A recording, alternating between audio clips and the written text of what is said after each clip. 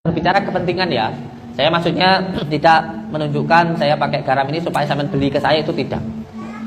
Saya menunjukkan ini karena ini adalah salah satu cara ruqyah yang saya lakukan. Dan ini bagaimana cara menggunakan garam, bagaimana menggunakan daun bidara, bagaimana menggunakan kunir untuk ruqyah, bagaimana menggunakan madu untuk ruqyah. Saya kasih tahu ke panjenengan bagaimana caranya, bagaimana cara membuatnya. Saya kasih tahukan ke panjenengan.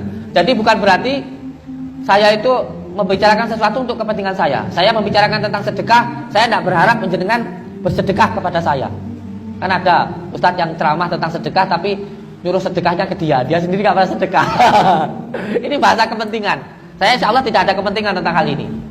Saya memberitahukan ini, saya juga memberitahukan ilmunya supaya panjenengan bisa mempraktekkan dan juga mengamalkan. Bagaimana cara membuat garam dan daun bidara untuk ruqyah? Yang pertama, disiapkan dulu garam krosok. Garam krosok. Yang kedua, siapkan daun kelor dan daun bidara. Nah, kalau sudah ada media-medianya ini panjenengan, yang pertama malam mandi jam 1 malam. Setelah mandi wudu. Setelah wudu sampean sholat taubat 2 rakaat. Rakaat yang terakhir baca la ilaha anta subhana inni kuntu minadz dzalimin. Itu dibaca 77 kali. Setelah itu sholat hajat 4 rakaat. Rakaat yang pertama setelah Al-Fatihah membaca surat Al-Ikhlas 10 kali. Rakaat kedua setelah Al-Fatihah membaca surat Al-Ikhlas 20 kali. Salam. Rakaat ketiga setelah Al-Fatihah baca surat Al-Ikhlas 30 kali. Rakaat keempat setelah Al-Fatihah baca surat Al-Ikhlas 40 kali. Ini diamalkan selama 7 malam. Dan selama mengamalkan amalan ini, riyadhah ini, siangnya puasa. Setelah selesai diriyadhai selama 7 hari, bikin selamatan. Selamatan itu sangat penting menurut saya, karena saya sendiri orang Jawa. Boleh selamatan atau santunan ke anak yatim, atau boleh undang tetangga sekitar. Setelah selesai, lalu daun bidaranya dimasukkan ke air. Airnya boleh air wudhu yang ditampung, boleh juga air masjid. Terus garamnya dimasukkan ke airnya. Setelah itu digunakan untuk memandikan atau menyirami rumah yang biasanya rumah itu ada gangguannya. Jadi penyakit karena ketempelan itu 4 hal. Bisa karena tempat, nasab, tidak taat, atau maksiat.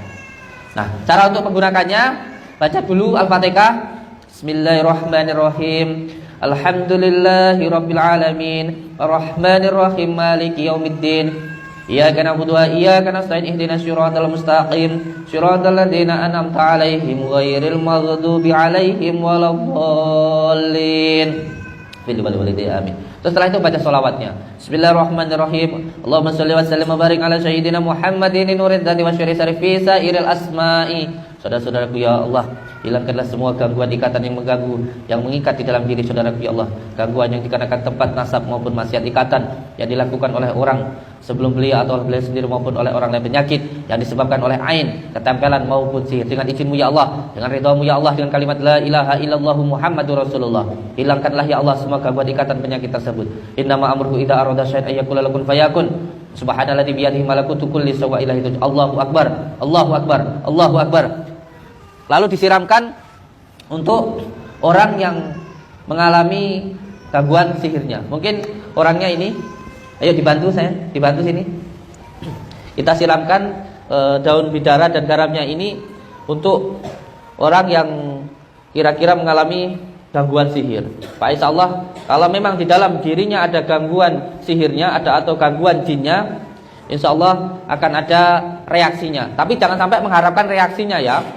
Yang penting kita doakan. Tapi peruqyah tidak boleh mengharapkan